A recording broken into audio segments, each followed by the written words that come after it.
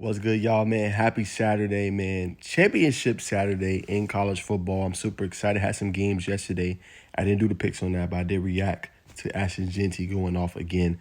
Got a couple games on the slate. I'll be quick on these. I'm going to go Miami of Ohio in the MAC conference. I think they're going to win that one. And I'm going to go Marshall beating with Raging Canes. We'll see. Raging Cajuns, I should see. We'll see what ends up happening, but those are my two game picks for that. But I'm gonna get to the nitty gritty, and I'm gonna get into the top Power Four championships and give my reaction. Should be a lot of fun games. All right, so let's go ahead and start at the top. Let's start with Iowa State, Arizona State. Kind of sucks, but this is going to be basically a playoff game. Whoever wins, they're in. Whoever loses, they're out. For Iowa State, Rocco Beck, like he's giving you some good things: 3,000 yards passing, 20 touchdowns. But he's been up and down this season, right? He's had some really good games. He has some not so good games, right? And what's cool about Iowa State is that he spreads the ball around, right? They have two 1,000-yard receivers this year. The only team in the FBS to be able to do that so far this year. And those receivers are Jaden Higgins and Jalen Noel. So those are the top targets. So expect for them to air the ball out. Running game is pretty decent for Iowa State this year, but expect for them to air the ball out as well. And they're looking to win their first Big 12 championship since 1912. It's been a long time for Iowa State. When you look at the other side of things, in Arizona State, very good football program. I think it was projected to finish sixth in the conference, and they've hit that way over the head, man, and they got a chance to potentially win. And I do believe Arizona State's going to win this game. That's my pick. I just feel like they have so many ways they can hit you, right? Now they're not going to have their top-end receiver who's out indefinitely. Yeah, no Jordan Tyson for Arizona State, but Scatterbo, I really like him. They really lean on him, but it's going to be interesting to see what Iowa State does as far as their run defense because it's not that good. It's ranked like 14th in the Big 12. So are you going to stack the box and make the quarterback beat you with his arm? You know what I'm saying? Or are you going to, let him run? Probably they're not. There's a game plan, especially with Tyson being out. They're probably going to stack the box and make the quarterback beat him with his arm and his legs, which I 100% respect that. But it bows in the favor for Arizona State. Currently, Scatterbo leads the entire country. He's number 2 in the entire country in scrimmage yards per game this season in 170. So he's not just doing it running the ball. He can also be a receiver out of the backfield. So that is something also for Arizona State that's going well. Yeah, and the last thing with Arizona State, so like I said, their quarterback Sam Leavitt has 21 touchdowns this year, over 2,500 yards passing. I really like Arizona State's DBs especially, so it's going to be an interesting chess match, man. They got some guys that can ball. Like, when your DBs are leading you in tackles, that says a lot. Rouse are 87 tackles, 4 PBUs. Alford, 75 tackles, 4 PBUs. So it's going to be an interesting test, and they like to get physical with you. It's going to be really intriguing to see. All right, next up, let's go to the Big Ten. Should be an interesting game. Both teams already pretty much clinched their tickets to the college football playoff. Oregon, Penn State. Now, let me say this, man. This Oregon team is good. We already talked about the recruiting class. Coach Dan Lennon has these boys ready to play. Jordan James, Dylan Gabriel is one of those finalists for a whole bevy of awards this season. Their receiving core is elite. They can rush the passer. They have the number 1 scoring defense. Like, Oregon's elite, bro, and they're probably one of the most complete teams in college football.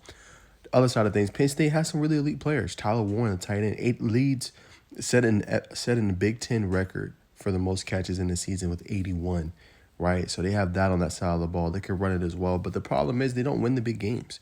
Like, James Franklin is 1-14 against, I think, top 5 opponents in his career, right? The quarterback's 0-4, I think, against top 15 opponents. They don't win these big games. You know what I'm saying? So maybe we'll see something different. I don't know. My money, though, is on Oregon.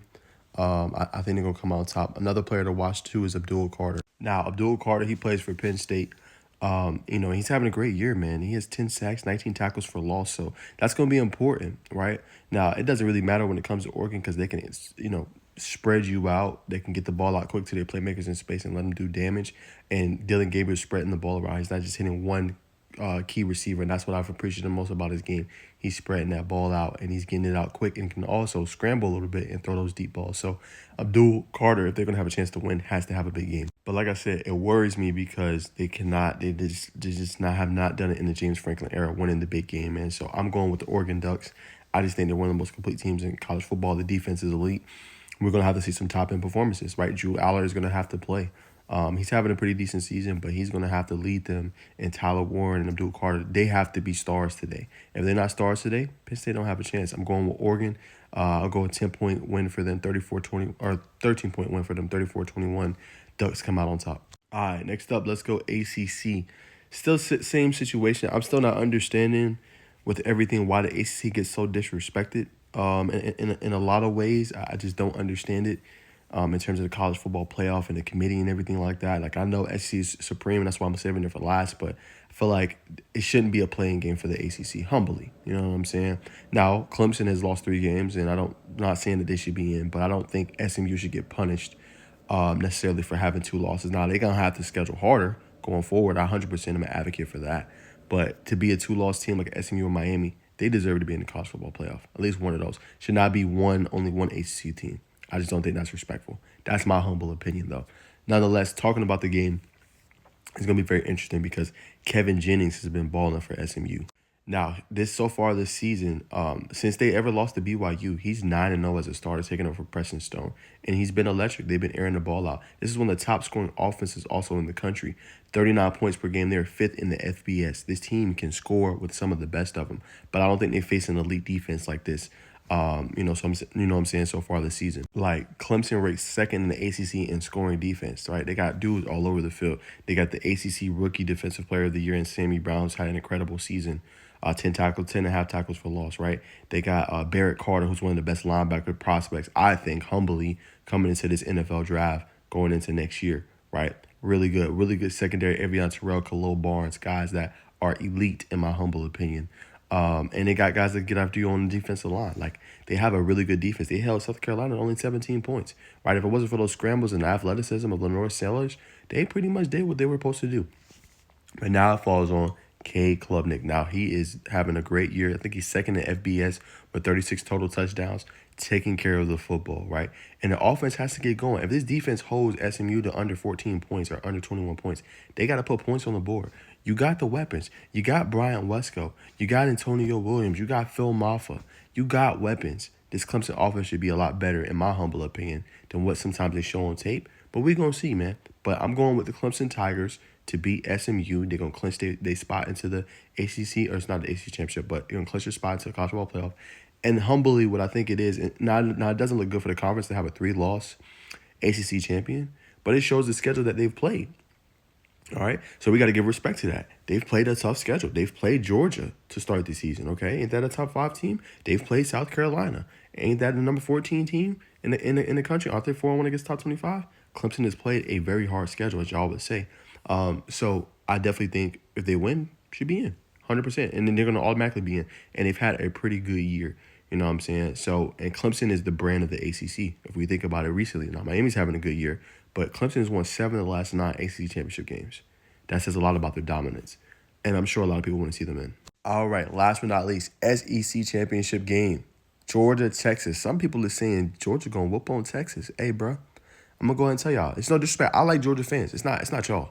You know what I'm saying? It's not y'all. But some of the others, Georgia's not finna whoop Texas, bro. Okay?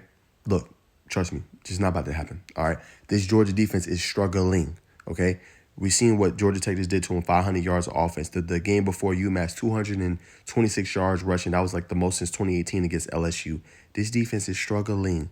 Right now, we're gonna see. I think this needs to be the Quinn Ewers legacy game. And when I say that, like when we said, "Oh, is Texas back?" and we said that like 1 or 2 years ago when he was there.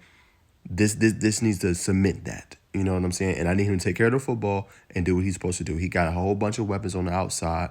You know what I'm saying? Isaiah Bond, Ryan Wingo. This team is good. This defense is elite. I need him to perform at a high-end level. Like Texas has the number 2 scoring defense, or number 2 defense, I should say, in the country. Anthony Hill, right? An absolute stud. Colin Simmons as a true freshman, making the true freshman All-American team per on 3. Like, they got studs all over the field. You know what I'm saying? They need to do what they're supposed to do. In Georgia, I don't believe in what they're doing offensively. Now, they put up the yards and stuff against Georgia Tech, but let's remember, they lost 4 of their DBs in that game. Carson Beck dirts the ball too much. There's too many drops. You know what I'm saying? With Arian Smith, you know, sometimes Dylan Bell. Dominic Lovett looks like their best receiver. The tight ends very rarely gets involved in Oscar Dub and Lawson Lucky. So I think with that, and Nate Frazier has been a bright spot, but I think with that, this Texas defense is going to be ready. And let's be honest, there's nothing like sweet revenge, man. And they want it. Texas ain't playing. I seen what they did against Texas A&M. Didn't allow a single offensive touchdown.